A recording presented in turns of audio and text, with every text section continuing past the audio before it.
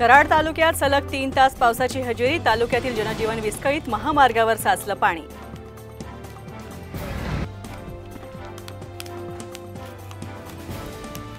मुंबई पुणे द्रुतगती महामार्गावर खंडाळा घाटात वाहनाला लागली आग, सुदैवाने जीवितहानी नाही।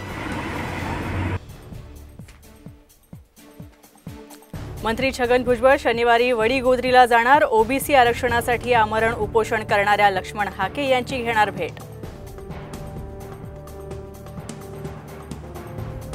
अरविंद केजरीवालांना मोठा दिलासा, कथित दारू घोटाळ्या प्रकरणी कोर्टाकडून जामीन मंजूर, लवकरच तुरुंगाबाहेर येण्याची शक्यता।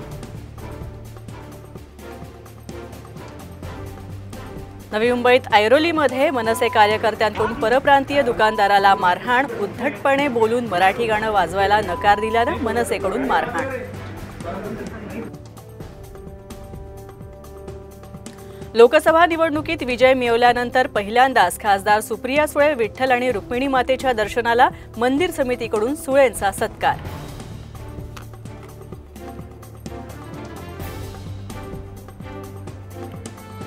ओबीसी समाजाचा प्रतिसाद पाहून लक्ष्मण हाकेंना अश्रू अनावर, हा पुरोगामी महाराष्ट्र नाही, आम्हाला दुय्यम वागणूक मिळते, हाकेंचा भावनिक उद्गार।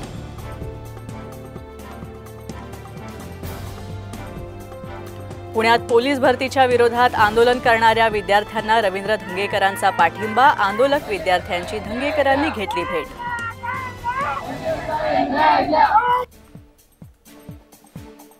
वीज वितरण कंपनीच्या अधिकाऱ्यांचे बच्चू कडूंनी टोचले कान, शेतातील रोहित्र एक महिना दुरुस्त का होत नाही, अधिकाऱ्यांना विचारला जाब।